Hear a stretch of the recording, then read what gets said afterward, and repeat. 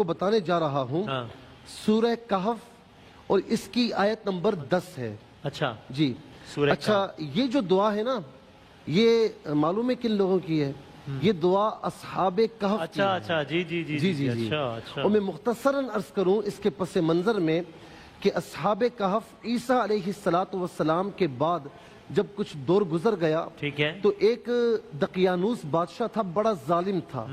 تو یہ 7 لوگ بڑے امانتدار تھے, بڑے نیک تھے.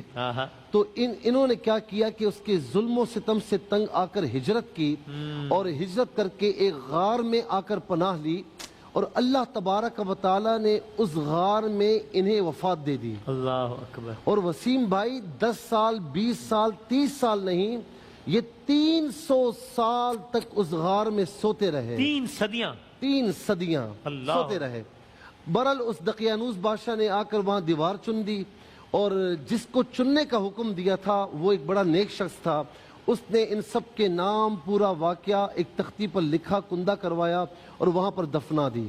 اب 300 سال گزر گئے اور اللہ رب العالمین فرماتا ہے کہ وَتَحْسَبُهُمْ أَيْقَاظًا وَهُمْ رُقُودٌ وَنُقَلِّبُهُمْ ذَاتَ الْيَمِينِ وَذَاتَ الشِّمَالِ, کہ وہ زندہ ہیں, تم انہیں زندہ گمان کرو لیکن وہ سو رہے ہیں, وہ سو رہے ہیں. اور یہ بھی فرمایا کہ ہم 300 سال میں انہیں کروٹیں بھی دیتے رہے. وَتَرَى الشَّمْسَ إِذَا طَلَعَتْ تَزَاوَرُ عَنْ كَهْفِهِمْ ذَاتَ الْيَمِينِ وَإِذَا غَرَبَتْ تَقْرِضُهُمْ ذَاتَ الشِّمَالِ, جب سورج طلوع ہوتا تو مشرق کی جانب سے کترا کر گزر جاتا, انہیں نقصان نہ پہنچاتا.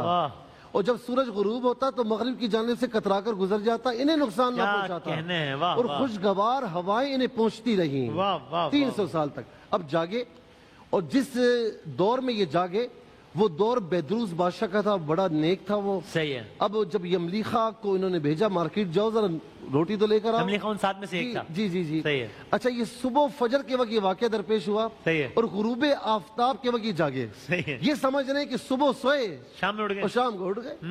اب جب گئے تو انہوں نے سب نے پکڑ لی, کون سا سکہ ہے بھائی, حاکم کے پاس لے گئے. اچھا اس دور میں کیا تھا کہ یہ معاملہ تھا کہ لوگ مرنے کے بعد دوبارہ اٹھنے کا یقین نہیں کر رہے تھے. تو بیدروس بادشاہ دعائیں کر رہا تھا, مولا ایسا سبب بنا دے کہ کچھ ان لوگوں کو یقین آ جائے. تو بہرحال حاکم وقت کے پاس پہنچے, پھر پورا ایک واقعہ ہے جب وہاں پر پہنچے اور بیدروس بادشاہ بھی وہاں پہنچا. یہ سب کے سب اٹھے, سلام دعا ہوئی اور اس کے بعد انہوں نے اجازت چاہی اور دوبارہ اس مقام پر تشریف لے گئے. اللہ تعالیٰ نے انہیں وفات دے دی اور وہ پوری قوم جو مرنے کے بعد دوبارہ اٹھنے کا یقین نہیں کر رہی تھی, سارے کے سارے مسلمان ہو گئے. سبحان اللہ. اللہ کی توحید پر یقین شروع کر دیا.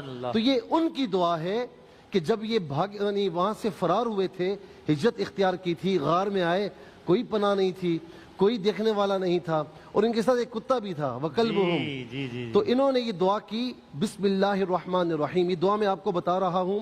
ربنا آتنا من لدنک رحمتا وہیئ لنا من امرنا رشدا. ربنا آتنا من لدنک رحمہ وہیئ لنا من امرنا رشدا. اے ہمارے پروردگار, ہم پر اپنے یہاں سے رحمت نازل فرما اور ہمارے کام میں درستی کے سامان مہیا کر. اے ہمارے پروردگار, ہم پر اپنے یہاں سے رحمت نازل فرما اور ہمارے کام میں درستی کے سامان مہیا کر.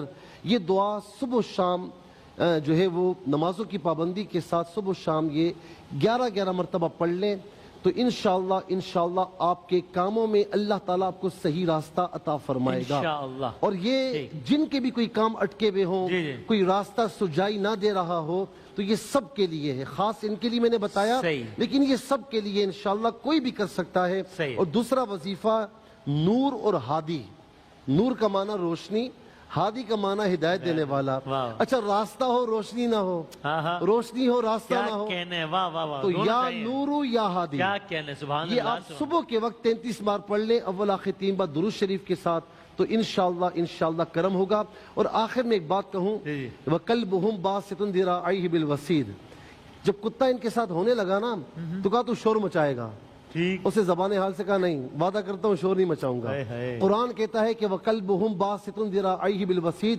ان کا کتا اپنے بازو پھیلائے وہاں پر جو ہے آرام کر رہا ہے. یعنی آپ یہ دیکھیں ایک کتا اللہ تعالیٰ کے نیک بندوں سے وابستہ ہوا جی تو اللہ تعالیٰ نے اس کا ذکر قرآن کریم میں کیا فرمایا. کہنے. سبحان اللہ.